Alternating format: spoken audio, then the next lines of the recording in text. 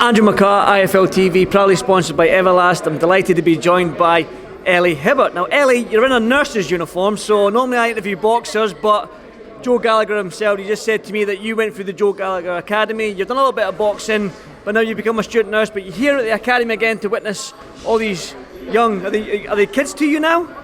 I don't think so, no. I think you can't see them as kids, not when they're fighting like they are doing in boxing, as well as they are doing as well, and as competitive as they are, I think. And I've known a few of them, like a few have come to my own boxing gym through like the Northwest team that I was at. So I can't see them as kids, see them all as friends than kids, which is daft, but I do. But yeah, coming through the academy, it's one of the best things I've ever done. I wouldn't change it for the world. I love it.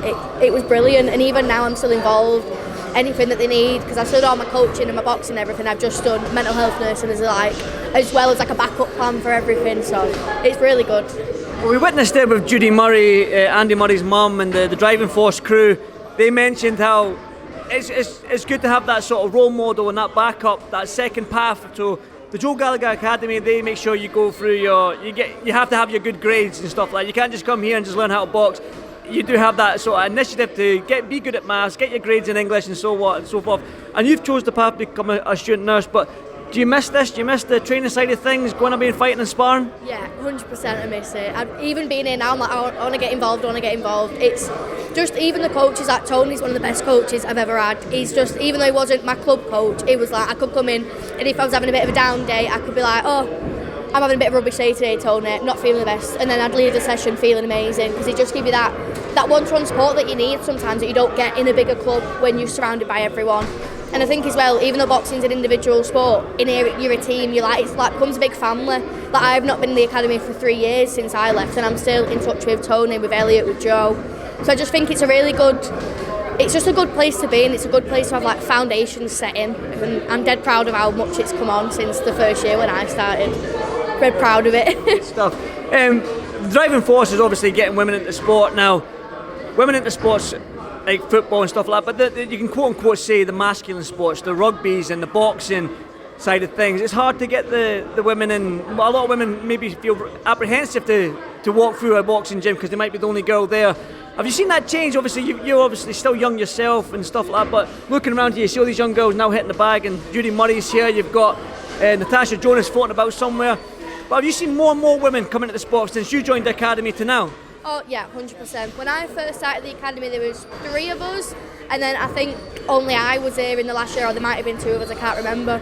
So now to see that there's quite a few more girls coming in, and that they're all, I've got them all on social media, and they're all winning championships, or getting themselves there, or winning something, and they all seem to be doing dead well. So it's a lovely change to see, because when I first started, when I was the first girl in the boxing gym ever, I was the only girl for most. Girls came, then they went, and I think a lot of girls fall out of love with it. And I do think that's down to there not being a lot of girls in it, and it's quite a masculine sport in itself. But I don't think in the academy I never really noticed the difference. I never really noticed there was never a divide. It was always, you're all boxers, and we're here to box. We're not here to be boys, girls, doing whatever you want. We're a team, and you're all just boxers. So I think that's really good that they promote it. Like, I never felt like an outcast just because I was a girl, which is always a bonus. Yeah, definitely. Yeah, would you ever make a comeback? Would you ever want to get the gloves laced up and the gum shield back in head? God, do you think you'll come back to it and maybe get a little taste of sparring these young ones? I hope so. I really hope so. I miss it. I still do a bit of training like by myself and stuff, and with my dad, who was one of my coaches.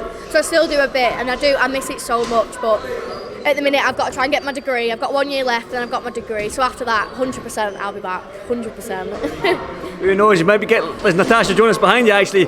You ever thought about turning professional then? She turned professional at she's going to kill me for saying this, but she was in her 30s. You know what I mean? So there's plenty of time. Yeah, I've always looked up to Tasha, especially from starting the academy. I remember when I first met her up at Joe's gym in Bolton, I was starstruck, which sounds ridiculous, but seeing someone that's doing what you want to do eventually, so it's amazing to see.